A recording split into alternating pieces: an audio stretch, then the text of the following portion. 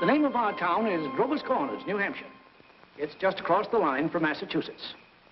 Latitude is 42 degrees, 40 minutes. Longitude is 70 degrees, 37 minutes.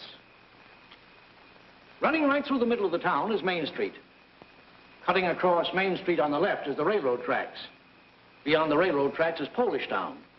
You know, foreign folks who come here to work in the mills, a couple of Canuck families, and the Catholic Church. You can see the steeple of the Congregational Church.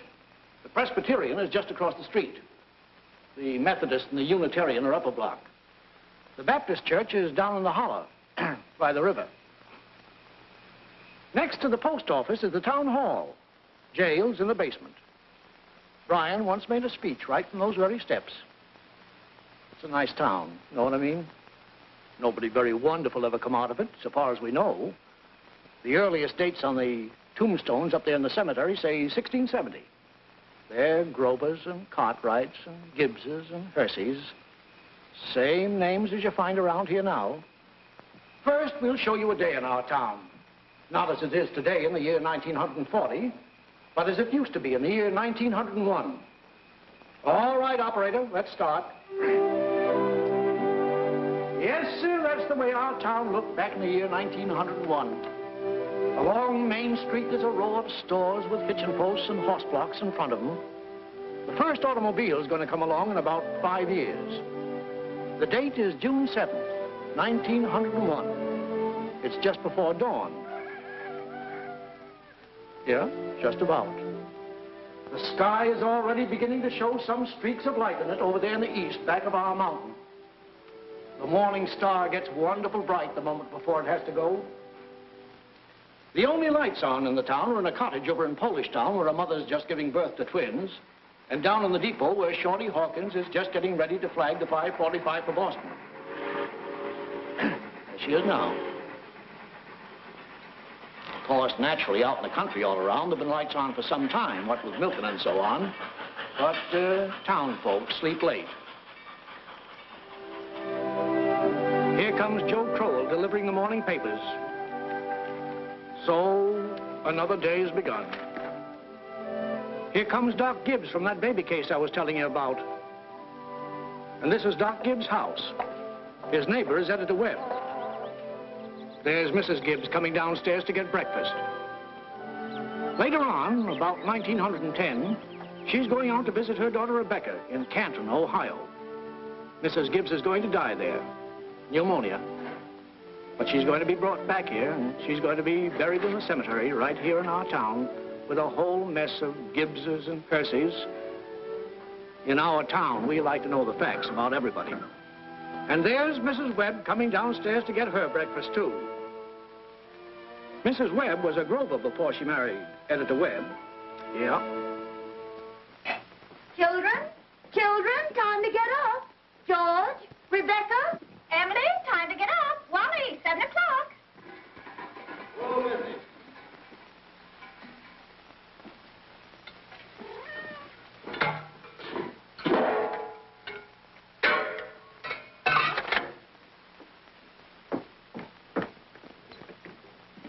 Morning, Hi. Morning, Miss Gibbs. Seems like you're late today. Yeah, something went wrong with the separator. Don't know what it was.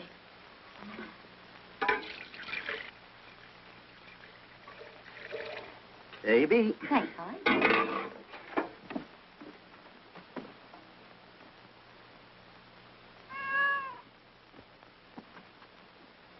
Morning, Miss Webb. Morning, Mr. Newsom. Mighty fine day. Yeah. How's Miss Newsom? Good. Emily, Wally, George, Rebecca.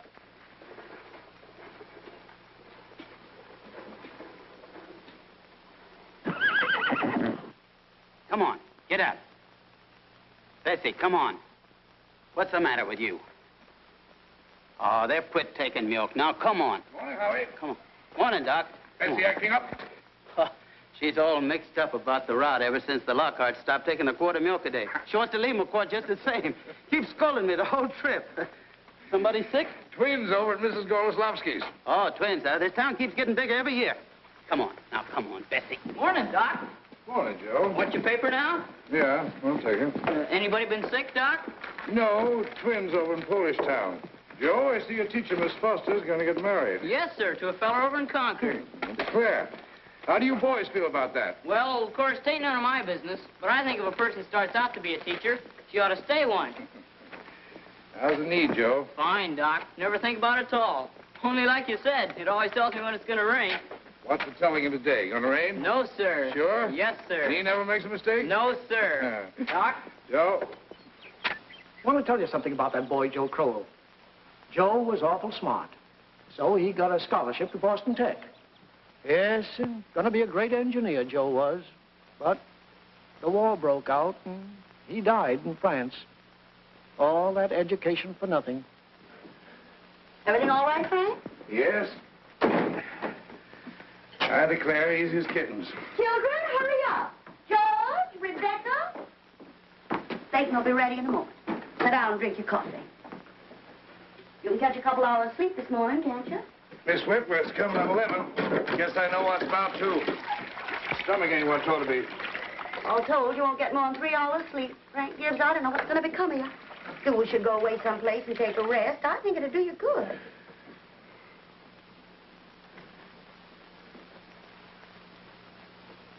Children, hurry now. Emily, Wally. I declare you have to speak to George. Seems like something's come over him lately. He's no help to me at all. Can't even get him to cut me some wood. Is he sassy to you? Just whines. All he thinks about is that old baseball. George, Rebecca, you'll be late for school. George! George, look sharp. Yes, Pa? Don't you hear your mother calling you? Guess I'll go upstairs and catch 40 winks. Ma, what dress shall I wear? I washed and ironed the blue gingham for you, special. Oh, Ma, I hate that dress. Oh, hush up with you. Every day I go to school dressed like a sick turkey. Why, Rebecca, you always look very nice. Ma, George is throwing soap at me. I'll come up and slap the both of you. That's what I'll do. Hurry up, children. After 7 o'clock. I don't want to call you again.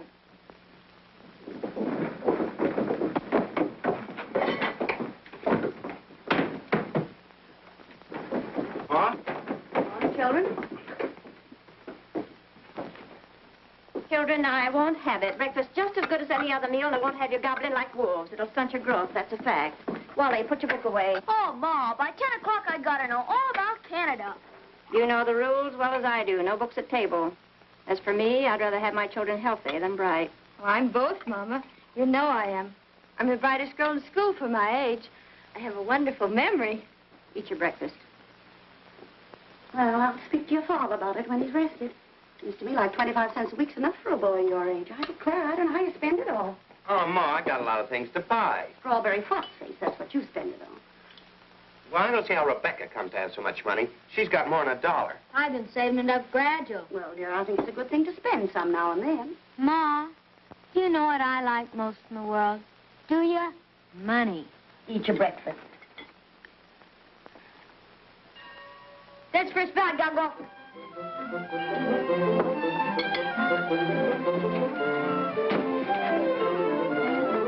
Yep, Wally.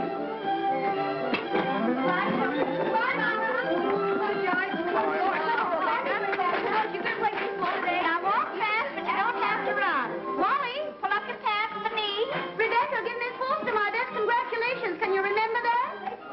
Rebecca, pick up your feet.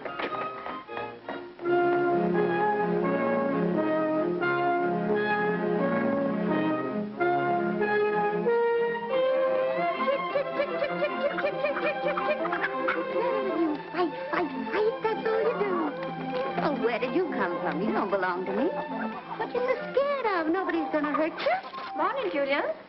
Morning, Myrtle. How's your cold? Oh, still got that tickling feeling in my throat. Told Charles I didn't know as I'd go to choir rehearsal tonight. Ever try singing over your voice? Yes, but somehow I can't do that and stay on key. Beans have been good this year. Let me help you. I'd tried to put up 40 quarts, but it kills me. Children say they hit 'em, but I notice they managed to get 'em down all winter. Myrtle, I got to tell you something. If I don't tell somebody, I'll burst. But Julia Gibbs. One of those second-hand furniture men from Boston came to see me last Friday. First, I thought it was a patient waiting to see Dr. Gibbs. But he wormed his way right into my parlor. Little Webb, he offered me $350 for Grandmother Hershey's highboy as I'm sitting here. Well, you're going to take it, aren't you? You don't know? $350? Well, what's come over you? Well, if I could get the doctor to take the money and go away someplace on the trip, I'd sell it like that. You know, it's always been the dream of my life to see Paris, France. Crazy, I suppose. For years, I've been promising myself if we ever had the chance. How's Doctor feel about it? Well, I did beat about the bush a little. Said if I ever got a legacy, that's the way I put it, I'd make him take me. What'd he say? You know how he is. Haven't heard a serious word out of him since I've known him. No, he says, might make him discontented with Grover's Corners to go traipsing over Europe. No, let well enough alone, he says. Well, if that second-hand man's real serious about buying it, you sell it, Julia. Then you'll get to see Paris. Just drop a hint from time to time. That's how I got Mr. Webb to take me to see the Atlantic Ocean, you know. Sorry I mentioned it. But it seems to me, once in your life before you die, you ought to see a country where they don't speak in English and don't even want to. That'll do, ladies. Thank you very much. Now we'll skip a few hours.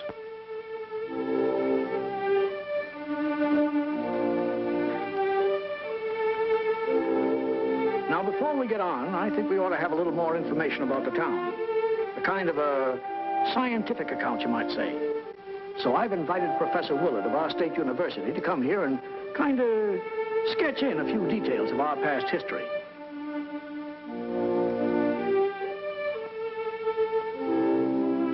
There he is now. Am I late? Right on time. May I introduce Professor Willard of our state university? Now, just a few brief words, Professor. Unfortunately, our time's limited. Yes, let me see. Grover's Corners. Grover's Corners lies on the old Pliocene granite of the Appalachian Range. I might say that's some of the oldest land in the world. We're very proud of that around here. Some highly interesting fossils have been found. I might say unique fossils. 2 miles north of town in Silas Peckham's cow pasture. These may be seen in the museum of the university at any time. Well, that is, at any reasonable time. Shall I tell them about the meteorological conditions, the mean precipitation, etc.? I'm afraid we won't have time for that, Professor. We might have a few words about the history of man here, though. Oh, anthropological data. Yes. Let's see. Early Amerindian stock, Cotahatchee tribes. No evidences before the 10th century of this era. Now entirely disappeared. Oh, possible traces in 3 families. Migration in the early 17th century of English brachiocephalic blue-eyed stock, and since then some Slav and Mediterranean. And the population, Professor? Within the town limits, 2,640. Oh, is that so? In that case, the population at the moment is 2,642. The postal districts bring in 507 more, making a total of 3,149. Mortality, birth rates, constant. By McPherson's gauge, 6.032. Thank you very much, Professor. I'm sure we're all very much obliged here. Not at all, sir, not at all. We want it. Good day. And now the social and political report. Oh, Editor Webb? Mr. Webb? Charlie Webb's the father of Wally and Emily. Emily's the smart girl with a good memory. You know, you saw her at breakfast.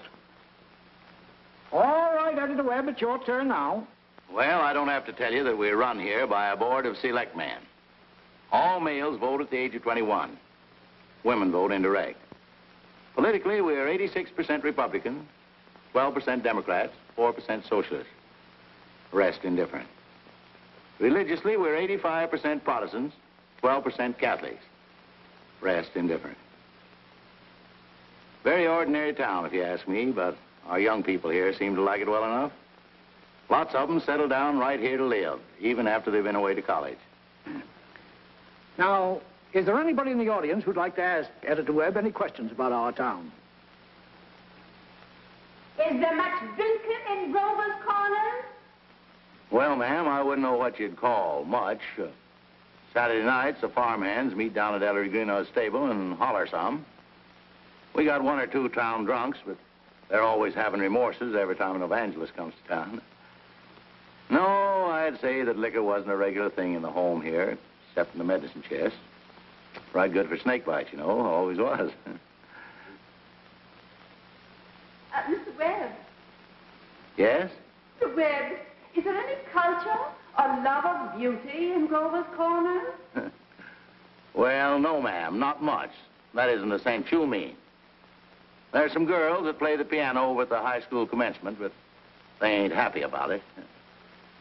No, there ain't much culture. Robinson Crusoe and the Bible and Handel's Largo, we all know that, and Whistler's mother. That's about as far as we go. Thank you very much, Mr. Webb. Is there no one in town aware? No, I'm sorry, but we haven't time for any more questions. We must be getting on with the picture. It's getting on in the afternoon. All 2,642 have had their dinners. All the dishes have been washed. There's an early afternoon calm about the town. Charlie Webb's going home to mow his lawn. 1 man in 10 thinks it's a privilege to push his own lawnmower.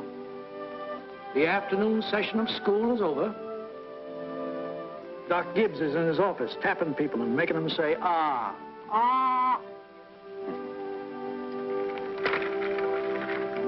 I have to go home and help my mother, I promise.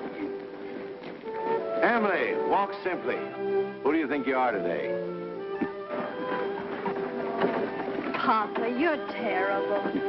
1 minute you tell me to stand up straight, and the next minute you call me names. I just don't listen to you. Golly, I never got a kiss from such a great lady before. Hello, Emily. Oh, hello. You made a fine speech in class today.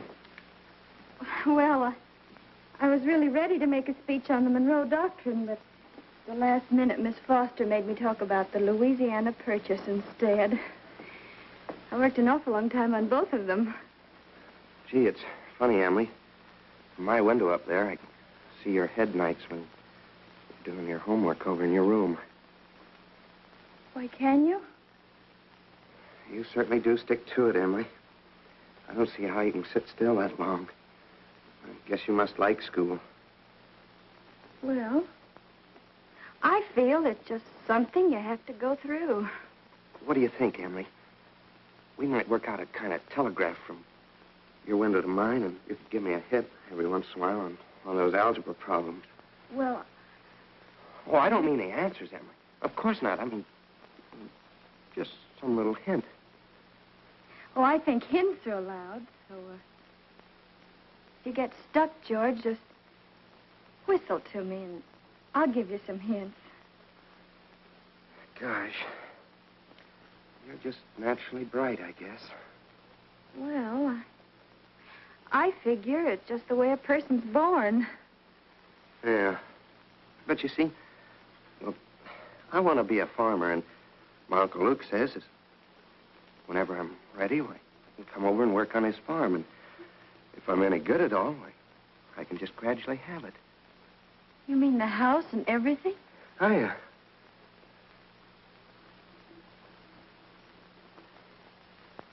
Well, I guess I better be getting off the baseball field. Thanks for the talk, Emily. Afternoon, Mrs. Webb. Hi, George. So long, Emily. So long, George.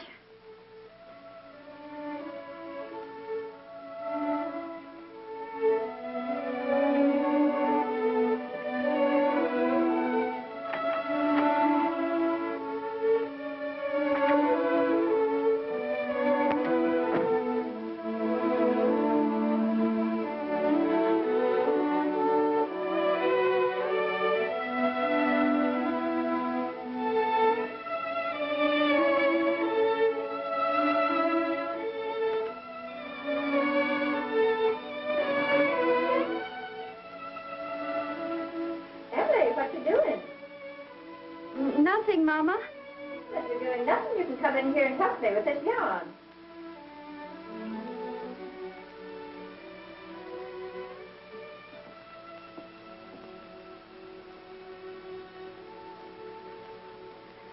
Well, George Gibbs let himself have a real conversation, didn't he? He's grown up. How old would George be?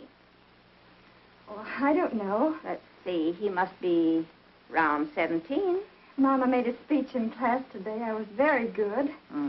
You must recite it to your father at supper. What was it about? The Louisiana Purchase. It was like silk off a spool. I'm going to make speeches all my life. You're holding it too tight, Emily. Yeah, that's better. Mama, will you answer me a question? Serious? Seriously, dear, not serious. Seriously, will you? Of course I will. Mama, am I good looking? Of course you are. Both my children have got good features. Be ashamed if they hadn't. Oh, Mama, that's not what I mean. What I mean is, am I pretty? I've already told you yes. Now, that's enough of that. You got a nice, young, pretty face. Never heard such foolishness. Oh, Mama, you never tell us the truth about anything. I am telling you the truth. Mama, were you pretty? Yes, I was, if I do say it. I was the prettiest girl in town next to Mamie Cartwright. Oh, but, Mama, you've got to say something about me. Am I pretty enough to get anybody?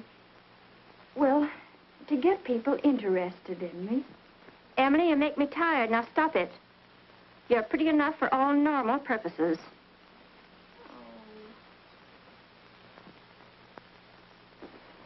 It's evening. You can hear the choir practicing in the congregational church. The children are all home doing their schoolwork. The day is running down like a tired clock.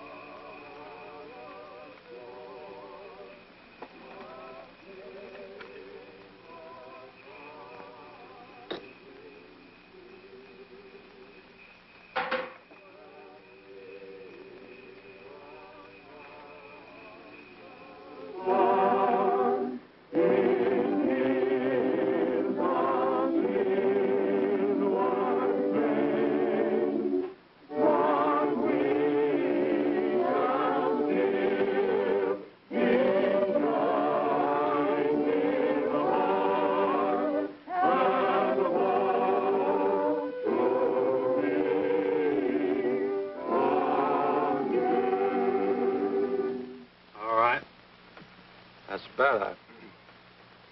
It ain't no miracle. And I'll do it again. And remember, ladies, music come into the world to give pleasure. I'll try it again.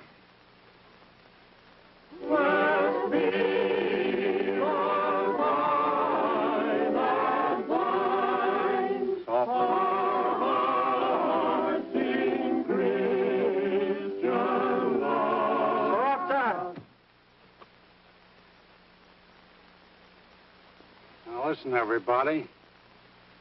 Get it out of your minds that music's only good when it's loud.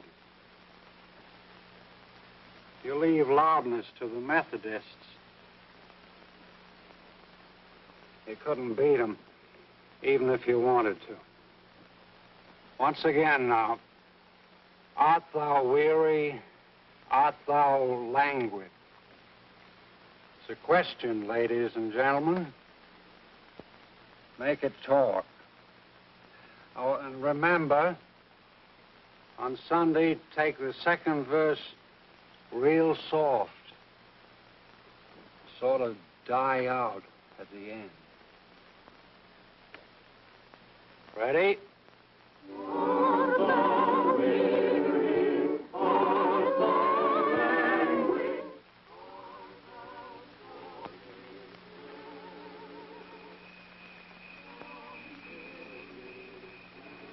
Emily. Oh, hello. Hello. I can't work at all. The moonlight's so terrible.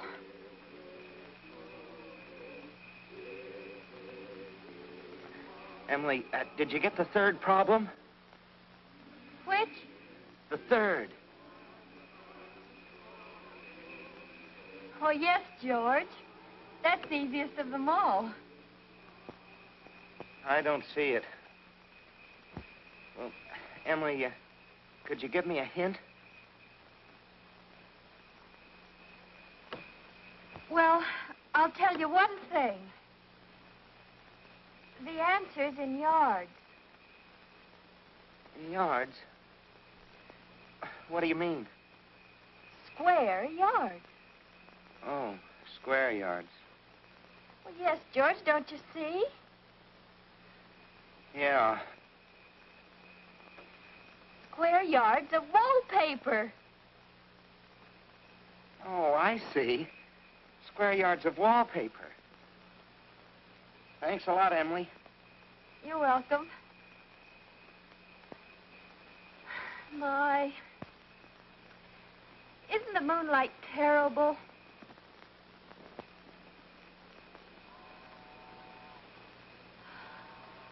I think if you hold your breath, you can hear the train all the way to Kentucky.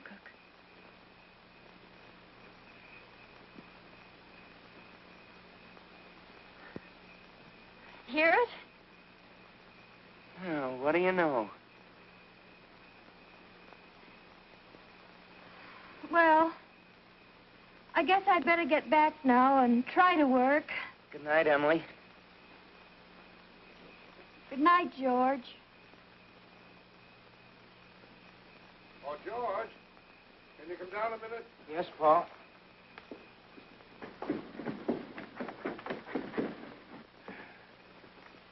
Make yourself comfortable, George. I'll only keep you a minute.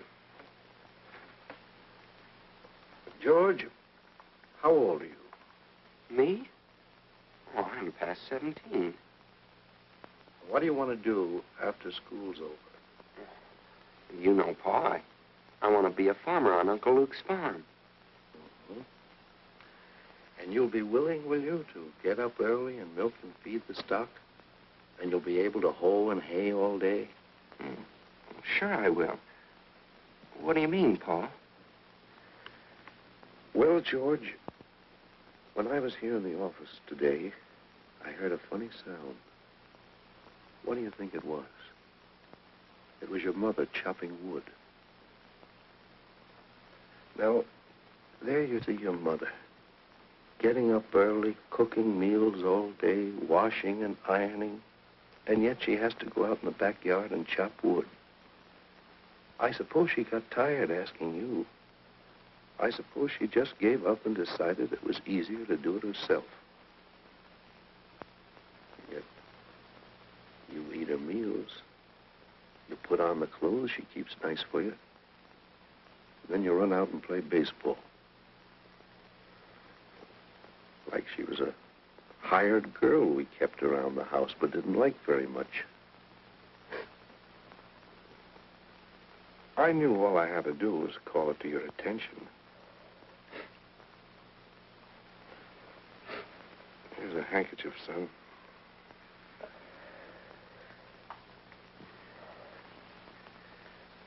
I wonder what's happened to your mother. Choir practice never was as late as this before. It's only 8:30, Pa. I don't know what she wants in that choir anyway. She hasn't got any more voice than an old crow. Traipsing around the street this hour of the night.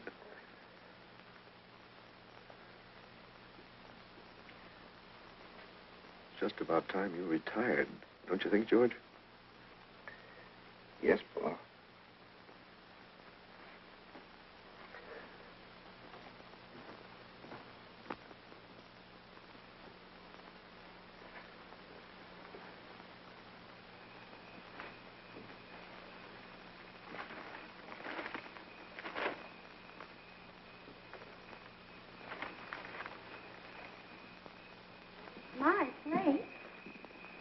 Real nice choir practice, wasn't it? Myrtle Webb, look at that moon. Potato weather, sure. Well, naturally, I didn't want to say a word about it in front of those others. But now we're alone. Really, it's the worst scandal that ever was in this town. What? Why, Simon Simpson. No, Luella. But, Julia, to have the organist of a church drink, and drunk year after year. Luella. Julia, you know he was drunk tonight. Now, Luella, we all know about Mr. Simpson, and we all know about the troubles he's been through. And Dr. Ferguson knows, too. And if Dr. Ferguson is willing to keep him on in his job there, the only thing the rest of us can do is just not to notice it. Not to notice it? But it's getting worse. No, it ain't, Luella. It's getting better. I've been in that choir twice as long as you have, and it doesn't happen anywhere near so often. Oh, my. I hate to go to bed on a night like this. Well, good night, Luella. Good night. Good night, Julia. Night, Myrtle. Did you get home all right, Luella? Oh, it's bright as day. I can see Mr. Soames scowling at the window now. You think we've been to a dance the way the menfolk carry on. Good night, Julia. Good night, Luella. See you on Sunday. See you then.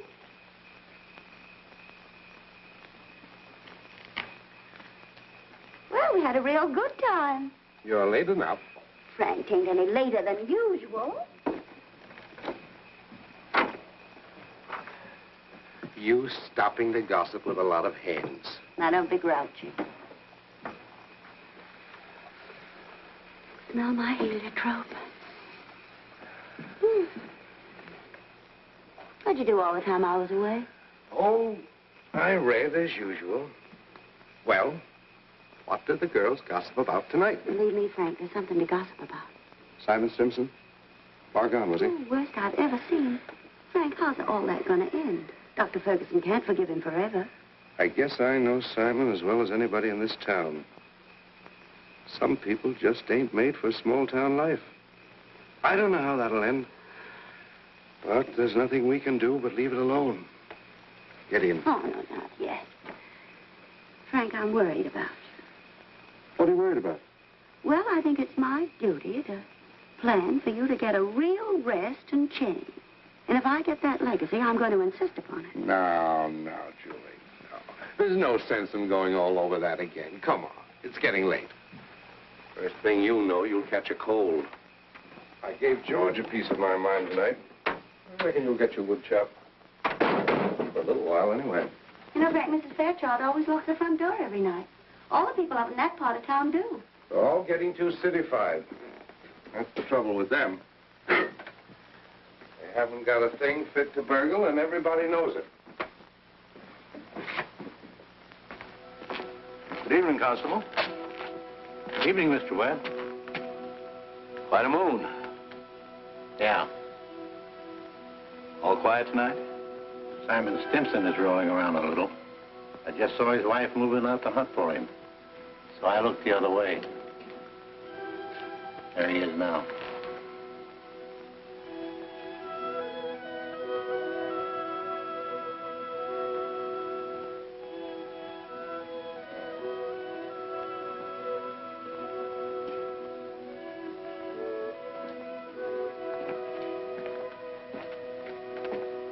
Good evening, Simon.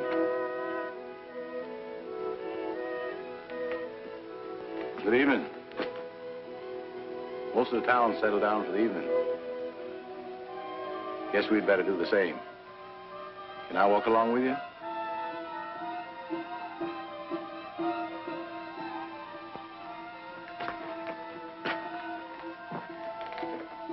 Good night.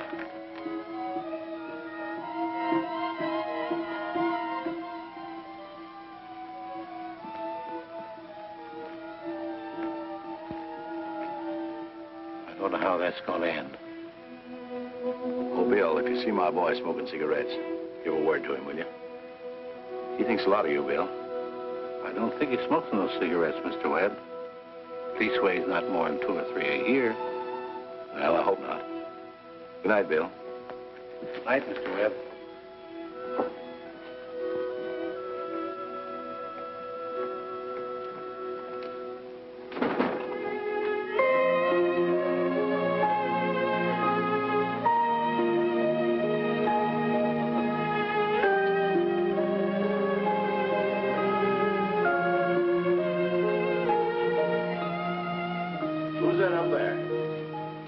that you, Myrtle?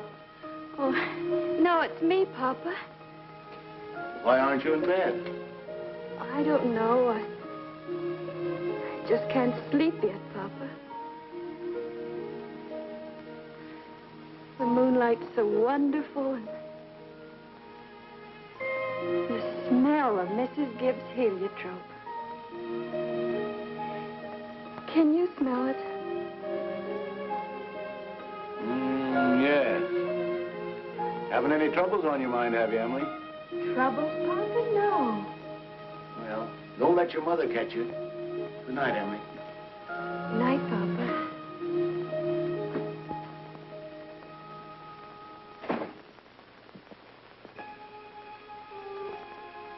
I never told you about that letter Jane Crowfoot got from her minister when she was sick. He wrote Jane a letter, and on the envelope, the address was like this. It said, Jane Crowfoot, the Crowfoot Farm, Grover's Corners, Sutton County, New Hampshire, the United States of America. What's funny about that? But listen, it's not finished. The United States of America, continent of North America, Western Hemisphere, the Earth, the solar system, the universe, the mind of God. That's what it said on the envelope. What do you know? Yep, and the postman brought it just the same. What do you know?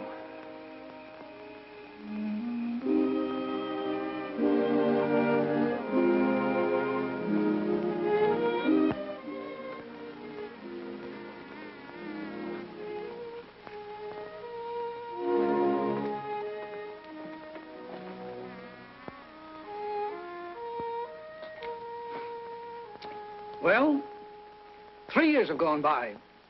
The sun's come up over 1,000 times. Summers and winters have cracked the mountains a little bit more, and the rain's brought down some of the dirt. Some babies who weren't even born before have begun talking regular sentences already. And some folks who thought they were right young and spry have discovered they can't bound up a flight of stairs the way they used to without their hearts fluttering a little. All that can happen in 1,000 days.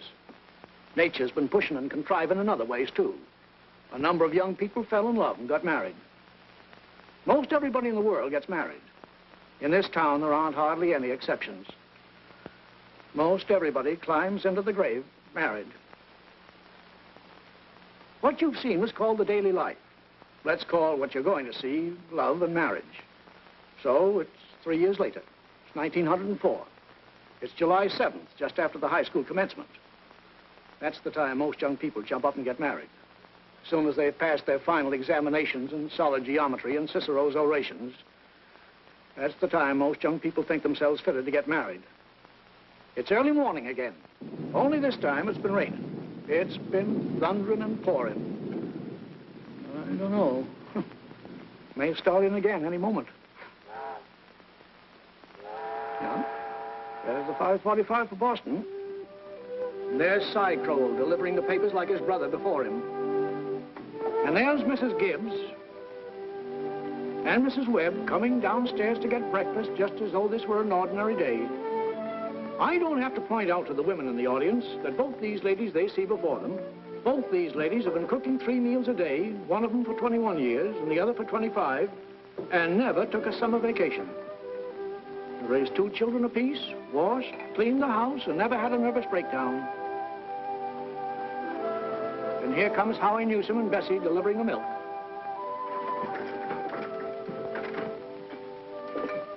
Morning, Howie. Morning, Si. Anything in the paper I ought to know? Nothing much. Except for losing about the best baseball pitcher Grover's Corners ever had. George Gibbs, huh? I don't see how I'd give up a thing like that just to get married. Would you have, Howie? Can't say. Never had no talent that way. But in '95, we had a player, Si, that even George Gibbs couldn't have touched. Name of Hank Todd. But he went down to Maine and become a parson. Wonderful ball player. Si. Howie?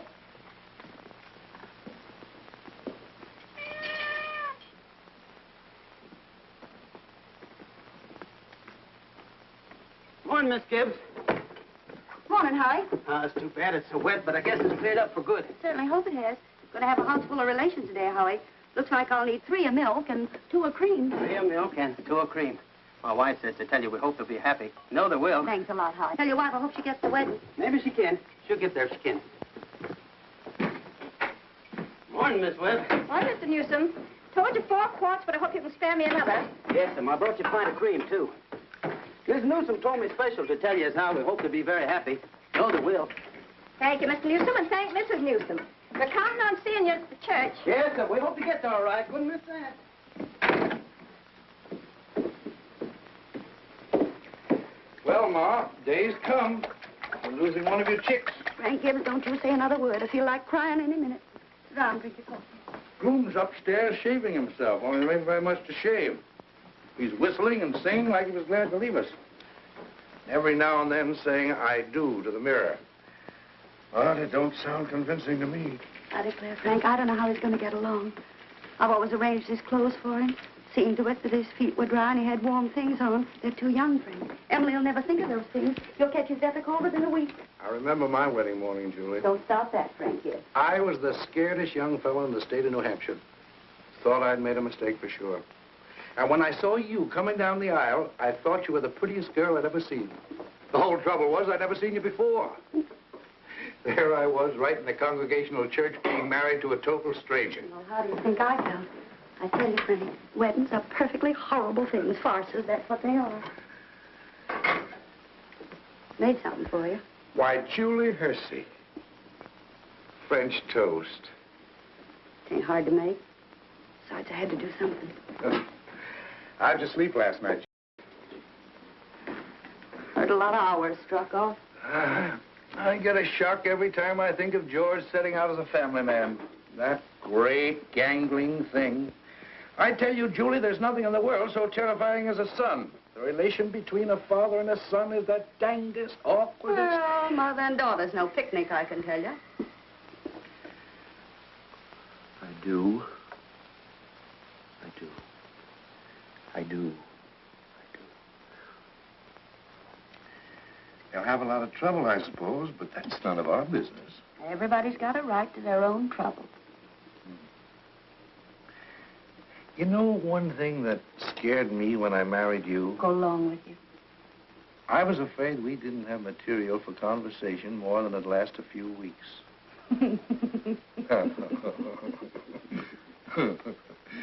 I was afraid we'd run out and have to eat our meals in silence. It's fact. Well, you and I have been conversing for 20 years without any noticeable barren spells. Good weather, bad weather, tain't very choice, but I always find something to say. Did you hear Rebecca stirring around up there? No. This is the only day in the year when she isn't managing everyone's affairs up there. She's hiding in her room, and I have an idea she's crying. Land sakes, this has got to stop. Rebecca? Rebecca, come and eat your breakfast.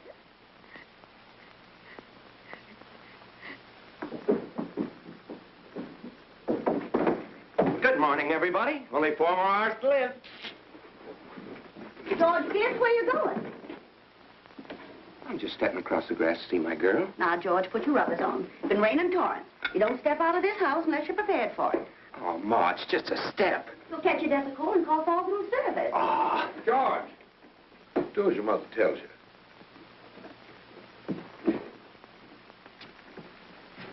From tomorrow on, you can kill yourself in all weathers. But when you're in my house, you'll live wisely, thank you. Maybe Mrs. Webb ain't used to call us at 7 o'clock in the morning. Here, have a cup of coffee first. Be back in a minute. Oh, Good morning, Mother Webb. Goodness, you frighten me. George, I hate to say it, but you understand I can't ask you in.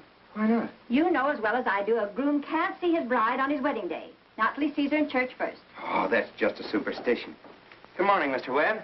Morning, George. You don't believe in that superstition, do you? There's a lot of common sense in superstitions, George. Millions have followed it, and don't you be the first to fly in the face of custom. How's Emily? She hasn't waked up yet. Haven't heard a sound out of her. Emily's asleep. Well, no wonder we were up till all hours, sewing and packing. Tell you what I'll do, George. You sit down here with Mr. Webb for a minute, drink that cup of coffee. And I'll run up and see that she doesn't come down and surprise you. There's some bacon there. I don't be too long about it.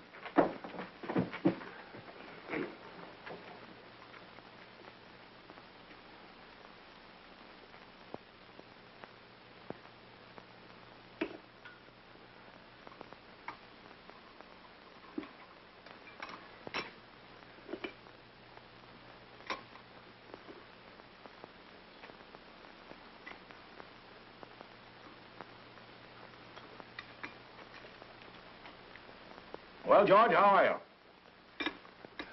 Oh, I'm fine. Mr. Webb, what common sense could there be in a superstition like that? Well, George, on the wedding morning, a girl's head is full of, oh, you know, clothes and one thing and another. Don't you think that's probably it? Well, yes. Guess I never thought of that before. The girl's apt to be a mite nervous on her wedding day.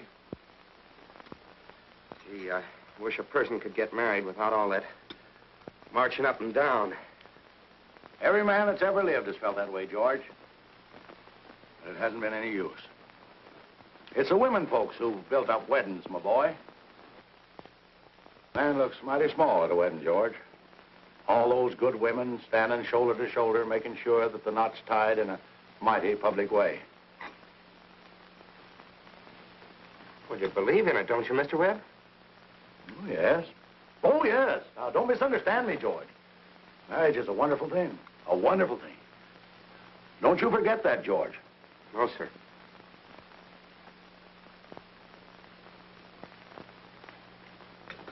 Mr. Webb, how old were you when you got married? Well, you see, I had been to college, and I'd taken a little time to get settled. But Mrs. Webb wasn't much older than what Emily is. Oh, age hasn't much to do with it, my boy. That is, compared with other things. What were you going to say, Mr. Webb? Well, I don't know. Was I going to say something? George? I was remembering the other night the advice my father gave to me when I got married. Yes, he said, Charles, he said, start right off by showing her who's boss. Best thing to do is to give an order about something, even if it don't make sense. Just so she'll learn to obey, he said. Then he said, if anything about her irritates you, conversation or anything, get right up and leave the house. That'll make it clear to her. And oh, yes, he said, never tell your wife how much money you have. Never. Well, I couldn't exactly do that. So I took the opposite of his advice, and I've been happy ever since. Well, let that be a lesson to you, my boy. Never ask advice of anybody on personal matters. George, Emily's got to come down and eat her breakfast. She sends you love, but she don't want to lay eyes on you. Goodbye. Goodbye. Myrtle, I guess you didn't know about that older superstition. What do you mean, Charles? Since the caveman, no bridegroom should see his father-in-law on the day of the wedding or near it. Remember that.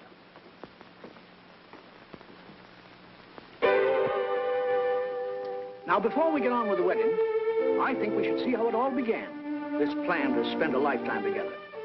I'm awfully interested in how such big things begin. You know, you're 21 or 22, and then you're 70. You've been a lawyer for 50 years, and the white-haired lady beside you has eaten 50,000 meals with you. How do such things begin? Now, George and Emily are going to show you the conversation they had when they first knew, as the saying goes, they were meant for one another. Now, it all happened last year on the way home from school. George had just been elected president of the senior class, and Emily had just been elected secretary and treasurer. Now, you all know how important that is. Emily, can I carry your books home for you? Well, thank you. It isn't far. Bob, if I'm late, start practicing. Give Herb some long high ones. All right. Awfully glad you were elected, too, Emily. Thank you. Emily, why are you mad at me? Well, I'm not mad at you. You've been treating me so funny lately. Well, since you asked me, I might as well say it right out, George. Goodbye, Miss Corcoran. Emily? Bye, Miss Cochran. George? What is it? I don't like the whole change that's come over you this last year. I'm sorry if that hurt your feelings, but I just got to tell the truth and shame the devil. A change? What do you mean? Well, up to a year ago, I used to like you a lot. I used to watch you while you did everything. Because we'd been friends for so long. And then you started spending all your time at baseball, and you never stopped to speak to anybody anymore. Not to really speak. Not even to your own family you didn't. And George, it's a fact. Since you've been captain, you got awful stuck up and conceited, and all the girls say so. Hurts me to hear them say it, but I have to agree with them a little because it's true. Oh, gosh, Emily. I never thought that such a thing was happening to me. I guess it's hard for a fellow not to have some faults creep into his character. I always expect a man to be perfect, and I think he should be. Well, I don't think it's possible to be perfect, Emily. Well, my father is. And as far as I can see, your father is. And there's no reason on earth why you shouldn't be, too. I feel that it's just the other way around. That, well, men aren't naturally good, but girls are. Well, you might as well know right now that I'm not perfect. It isn't as easy for a girl to be perfect as a man because, well, we girls are more nervous. Oh, now, I'm sorry I said that about you. I don't know what made me say it. Emily... Now I can see it isn't the truth at all. Suddenly I feel it isn't important anyway.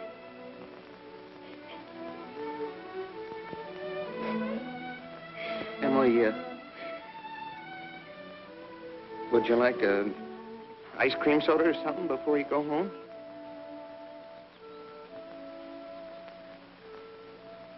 Thank you, I would.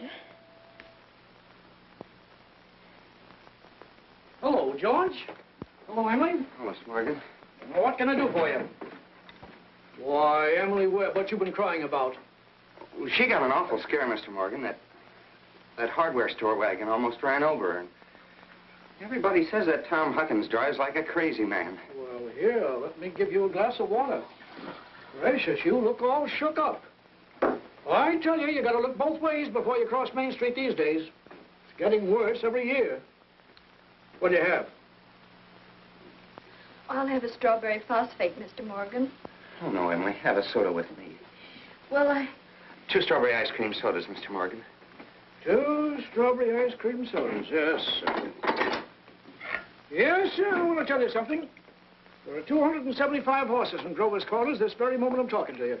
State inspector was in here yesterday.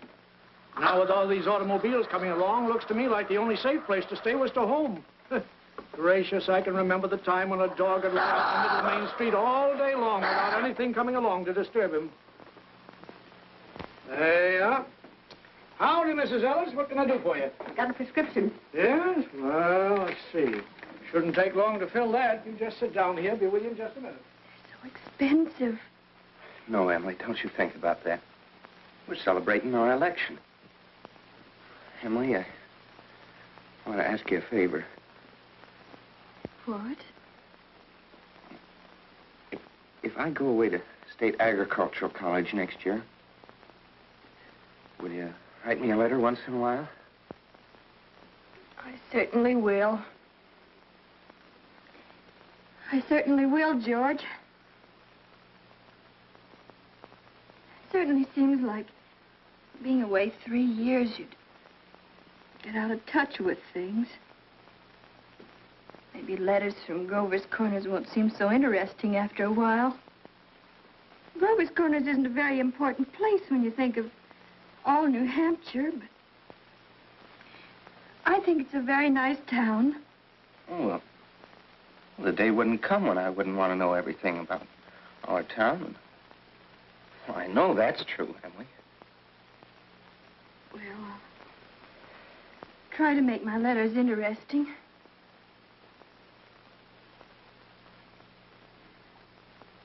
You know, Emily, I meet a farmer, I ask him if he thinks it's important to go to agricultural school to be a good farmer. Why, George.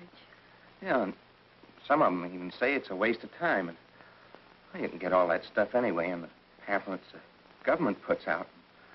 Well, Uncle Luke's getting pretty old, and he's about ready for me to start taking over his farm. Tomorrow, if I could. Oh, but George, maybe it's important for you to go and learn all that about cattle judging and soils and those things. Of course, I don't know. Emily, I'm going to make up my mind right now. I won't go. I'll tell Pa about it tonight. But, George, you don't have to decide right now. It's a whole year away. Emily, I'm glad you spoke to me about that fault in my character. And everything you said was right, but there was one thing wrong with it. And that's when you said I wasn't noticing people. You, for instance. You say you were watching me when I did everything. I was doing the same thing about you all the time. Why? Sure, I always thought about you as one of the chief people I thought about. I always made sure where you're sitting on the bleachers, and who you were with. Well, for 3 days now, I've been trying to walk home with you, but something always got in the way. And yesterday, I was standing out by the wall waiting for you. And I walked home with Miss Cochran. Oh, George. Life's awful funny. How could I have known that? I thought... Emily, I'm going to tell you why I'm not going to agricultural school. I think that once you've found a person that you're very fond of, a person who's fond of you, too, likes you well enough to be interested in your character, I think that's just as important as college is, and even more so. That's what I think. I think it's awfully important, too. Emily? Yes, George? Emily, if I do improve and make a big change, would you be... I mean, could you be... I am now. I always have been.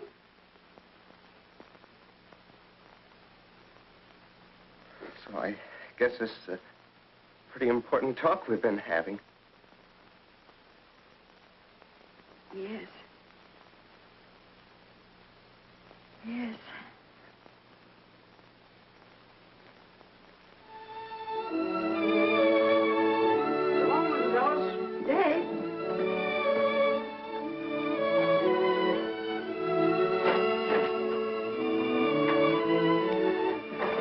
Wait a minute, I'll walk you home.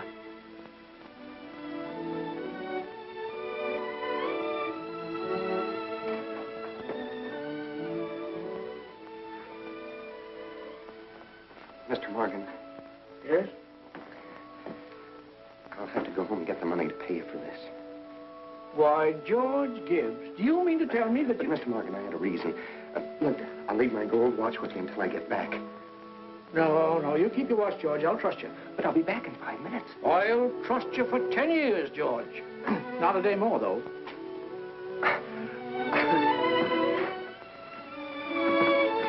Feeling all right now, Emily? Oh, yes. Thank you, Mr. Morgan. It's nothing.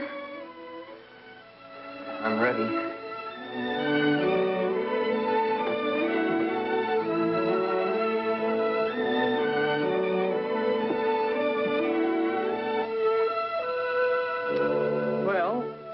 Now to get on with the wedding. There's a lot of things to be said about a wedding. We can't get them all into one wedding, naturally. Especially not a wedding in Grover's Corners, where weddings are mighty short and plain. People think a lot of thoughts during a wedding. The bride, the groom, the relatives and the guests, and even the minister.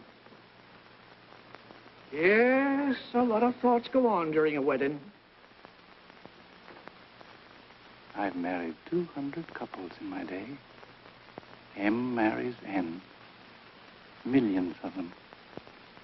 The cottage, the go-kart, the Sunday afternoon drives in the country, the first rheumatism, the grandchildren, the second rheumatism, the deathbed, the reading of the will. Once in 1,000 times, it's interesting. I don't know why on earth I should be crying. I suppose there's nothing to cry about. This morning at breakfast, it just come over me. There was Emily eating her breakfast as she's done for 17 years. She's going out of my house. I suppose that's it. I never felt so alone in my whole life. I don't want to get married. Why can't I stay for a while as I am? Papa, darling, don't you remember what you used to say all the time, that I was your girl? I don't want to get married.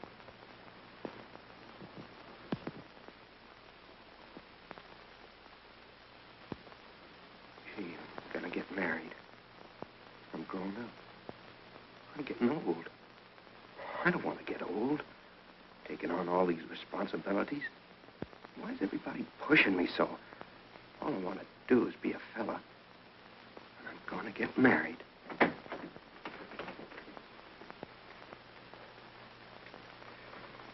Cheer up, Ma. I'm getting married. Come on, Ma. Now, Ma, you save Thursday nights. Emily and I'll be over for supper every Thursday night. You'll see.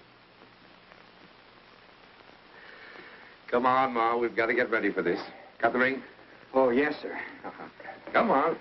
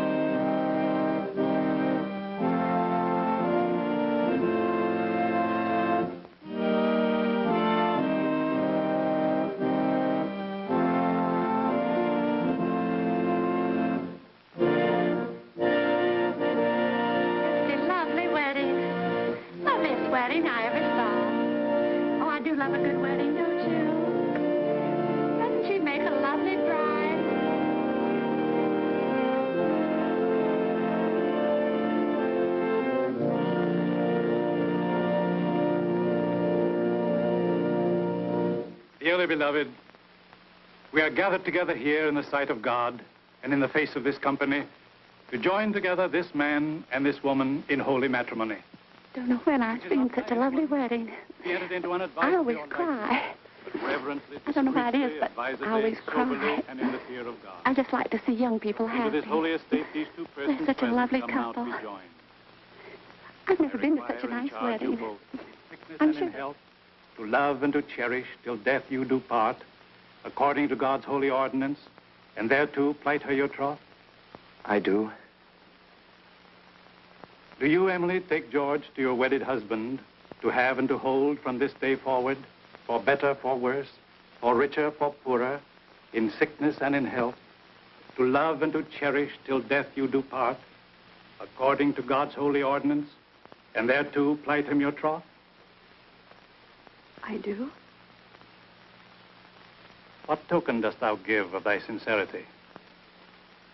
With this ring? With this ring? I thee wed. I thee wed.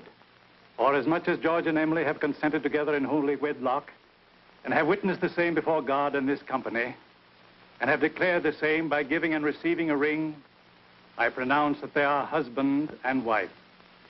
Amen.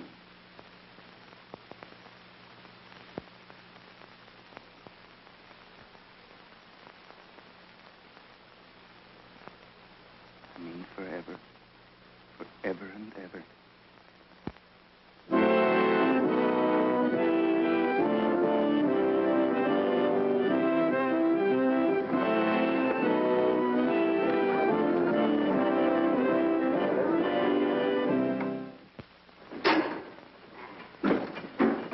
Pay you first of the month, like usual. Hey, you, Howie.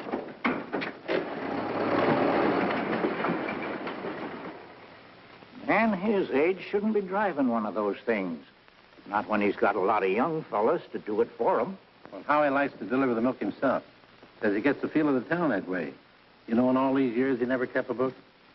Carries all the accounts in his head. I hear he's been doing so well, he's begun locking his front door at nights. Afraid of burglars. Ain't no burglars in this town yet. No, but Howie's heard about them.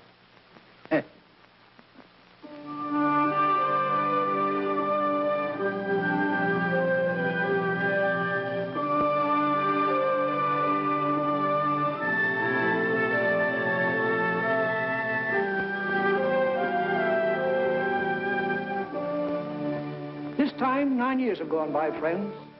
It's the summer of 1913. Gradual changes in Grover's Corners. Horses are getting rarer. Farmers are coming into town now in Fords. Still, you'd be surprised, though, on the whole. Things don't change much around here. This is an important part of Grover's Corners up here in this hilltop. Lots of sky, lots of clouds, often lots of sun, moon, and stars. Certainly a beautiful spot up here.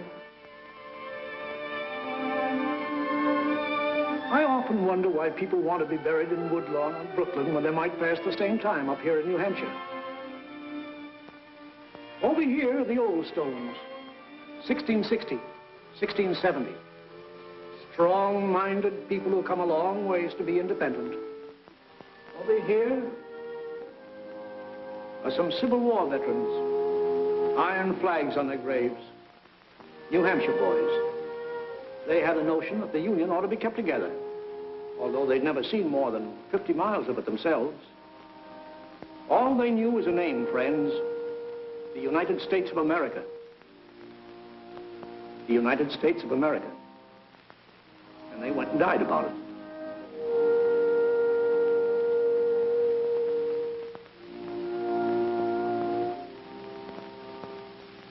This is the new part of the cemetery. There's Mrs. Soames, who enjoyed the wedding so much, remember? And there's our friend, Mrs. Gibbs. Yeah, Doc Gibbs lost his wife 3 years ago, just about this time. And Editor Webb's boy, Wallace, whose appendix burst on a Boy Scout trip to Crawford Notch. There's Mr. Stimson, the organist at the Congregational Church. He drank a lot, they used to say. Hung himself in the attic. They tried to hush it up, but of course it got around. He wrote his own epitaph. Ain't a verse exactly, it's just a lot of notes. I wouldn't know what it was. It was all read up in the Boston papers at the time, though. A lot of sorrows kind of quieted down up here, too. All those important things, mother and daughter, husband and wife, enemy and enemy, money and miser. All those terribly important things.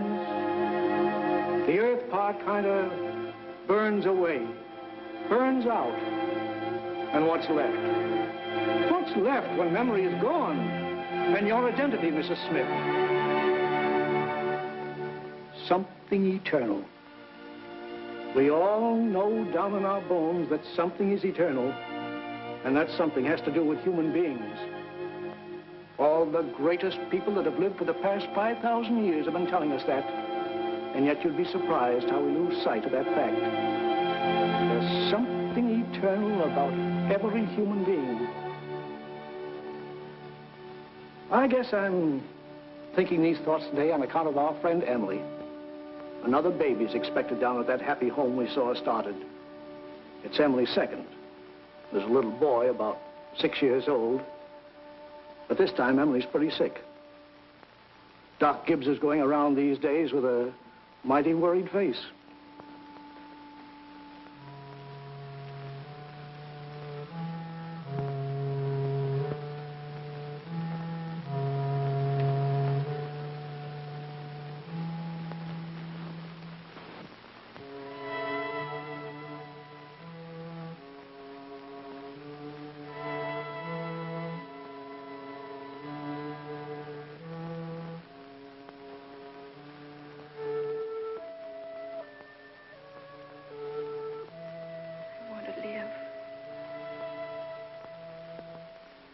want to live.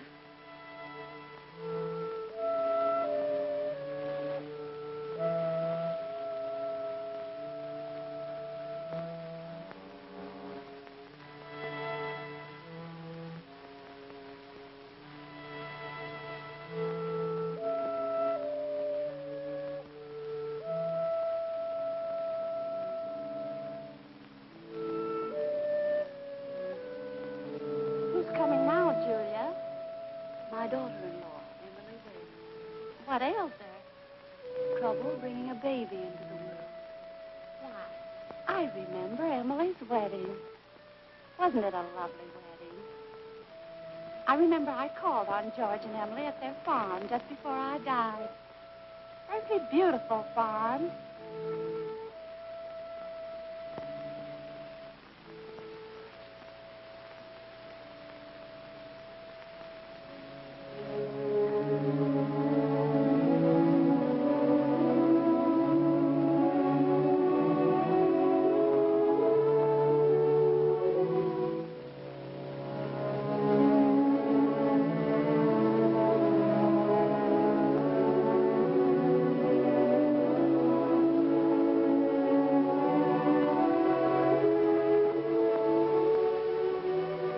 Dear friends, as we gather here in the last tribute of memory to our loved one, Hello, Mother Gibbs. let us remember the words of Hello, the Master. Emily. Hello, I Emily. am the resurrection and the life. Oh, Mrs. Soames. He that believeth Hello, sis. Hello, Wally. eternal in the heavens.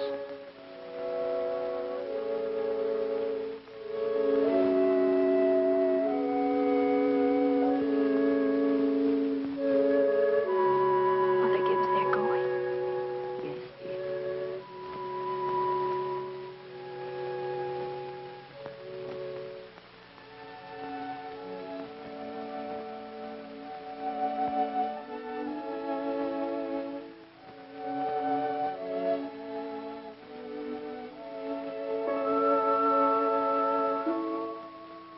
Father Gibbs is bringing some of my flowers to you, Mother Gibbs.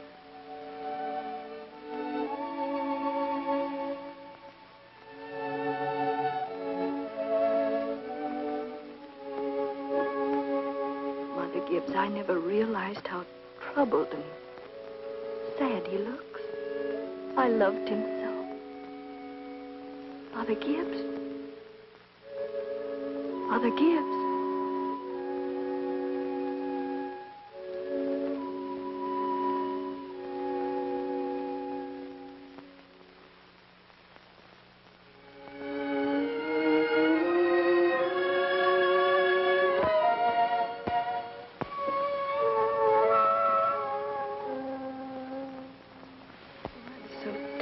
Mother Gibbs. Mother Gibbs, when does this feeling go away? Being strange here. How long does it... dear. Just wait. Be patient. How do you do, Mr. Stimson? How do you do, Emily? Mother Gibbs, George and I have made that farm into just the best place you ever saw. We thought of you all the time. We wanted to show you the new barn and a great long cement drinking fountain for the stock. We bought that out of the money you left us. I did. Mother Gibbs, don't you remember? The legacy you left us. Why, it was more than $350. Oh, yes. Yes, Emily. It won't be the same to George without me. But it's a lovely farm. My boy's spending the day at Mrs. Carter's. Oh, Mr. Carter, my little boy is spending the day at your house. He is? Yes, he loves it there. Mother Gibbs, one can go back in memory and live each of those days over again. Why, just then for a moment I was thinking about the farm. For a moment I was there. And my baby was in my arms as plain as day. Yes, but when you've been here longer, you'll realize that our life here is to forget all that. To think of what is ahead and be ready for what is ahead. But Mother Gibbs, how can I ever forget that life? It's all I know. It's all I have. One can go back and live all those days over again. I feel it. I know it. You not only live it, you watch yourself living it. I'll choose a happy day. Oh, Emily, it isn't wise. Really, it isn't. I'll choose the day I first knew I loved George.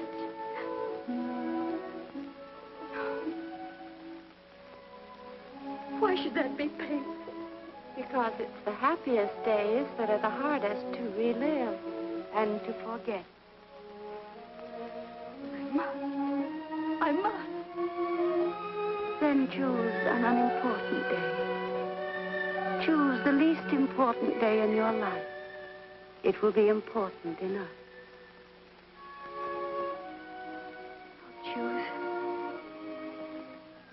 I'll choose. Yes, Emily. Think hard. Remember.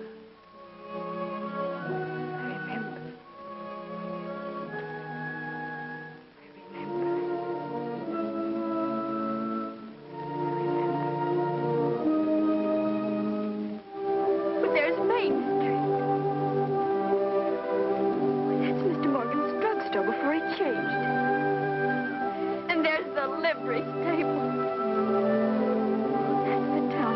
A little girl. And look, there's the old white fence that used to be around our house. Oh, I'd forgotten that. I love it so.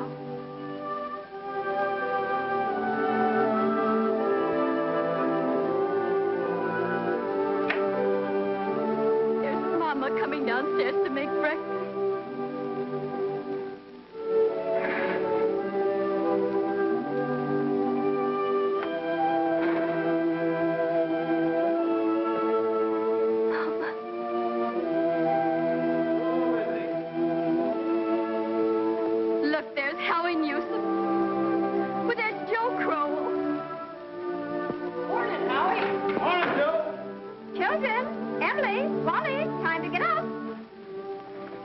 Morning, Miss Webb. Oh, Miss Newton.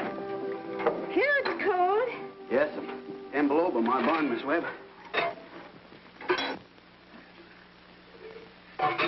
Keep yourself wrapped up, Mr. Newsom. Yes, sir. Oh, tell Emily many happy returns of the day. Now I know. It's my 16th birthday. Mama, I can't find my blue hair ribbon anywhere. Just open your eyes, dear, that's all. I laid it out special for you on the dresser there. If it were a snake, it'd bite you. How young Mama looks. I didn't know Mama was ever that young. Morning, Howie. Morning, Mr. Webb. There's Pop. You're up early. Yeah, I've been back from old college, New York State, to make a speech. Any news here? Oh, yeah, Constable was called up this morning to rescue a foolish fellow. Darn near froze to death he was. We'll put that in the paper. Morning, Mother. Well, there you are back at last. How'd it go, Charles? Oh, fine, I guess. I told him a few things. Everything all right here? Yes, can't think of anything that happened special. Been mighty cold. Howie Newsom says 10 below down to his barn. Yes, well, it's colder than that at Hamilton College. Students' ears are falling off. They ain't Christian. Paper have any mistakes in it? Not that I noticed. Well, you can have your coffee when you want it, Charles. Don't forget it's Emily's birthday. Did you remember to get her anything? Got it right here. Where's my girl? Where's my birthday girl? Don't interrupt her now, Charles. You can see her at breakfast. She's slow enough as it is. I can't bear it. Why did they ever have to get old? Mama, I'm here. I'm grown up. Oh, I love you all. Everything. I can't look at everything hard enough. Hurry up, children. 7 o'clock. I don't want to call you again.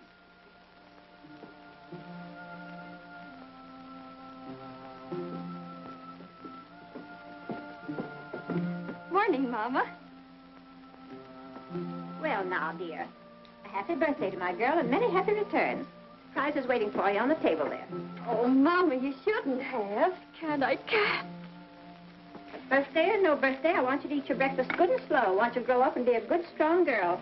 That and the blue package is from your Aunt Carrie. Good morning. George. Good morning, George. Brought this over for your birthday, Emily. Many happy returns of the day. Thank you.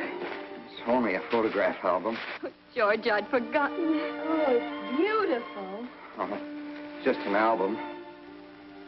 I'm going out to my Uncle Luke's farm today. Like it out there. George, we grew up and were married, don't you remember? Uncle Luke gave you the farm. Well, goodbye. Goodbye, and thanks.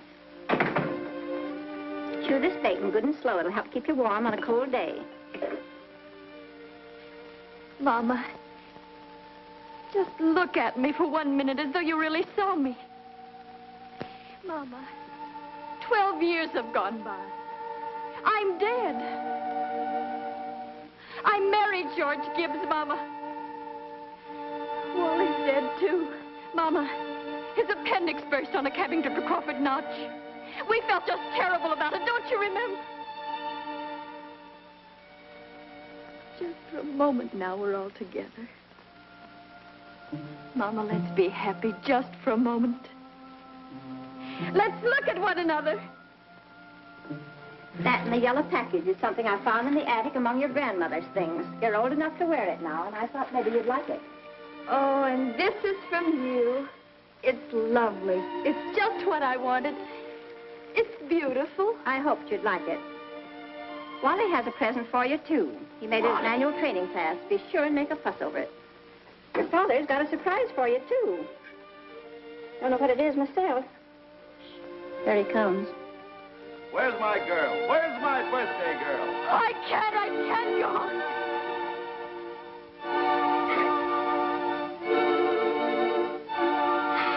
It goes so fast. We don't have time to look at one another.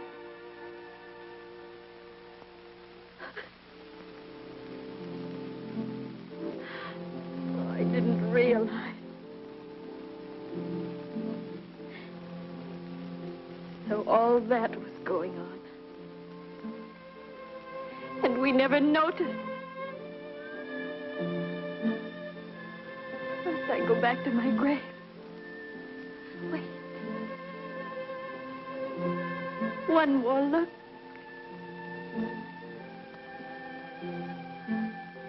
Goodbye. Goodbye, world. Goodbye, Grover's Corner. Mama, Papa. Goodbye to clocks ticking.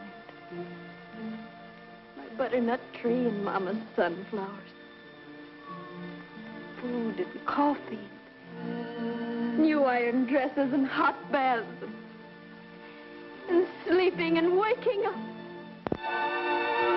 Oh, Earth, you're too wonderful for anybody to realize.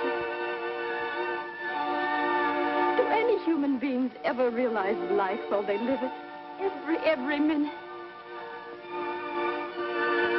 Oh, I want to live, I want to live, I want to live. Of course you do, Emily. Of course.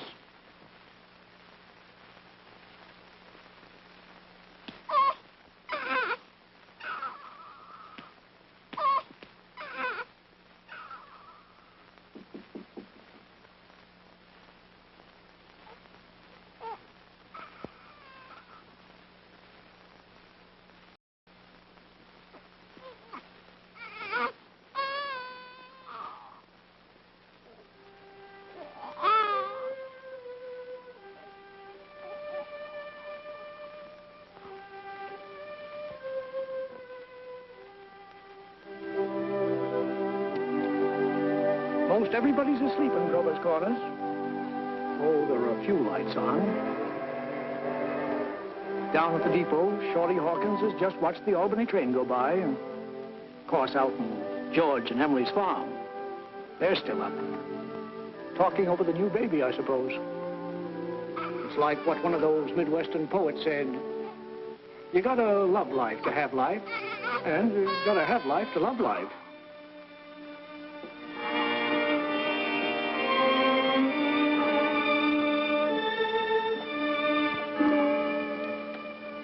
"11 o'clock in Grover's Corners. Tomorrow's another day. Everybody's resting in Grover's Corners. You get a good rest, too.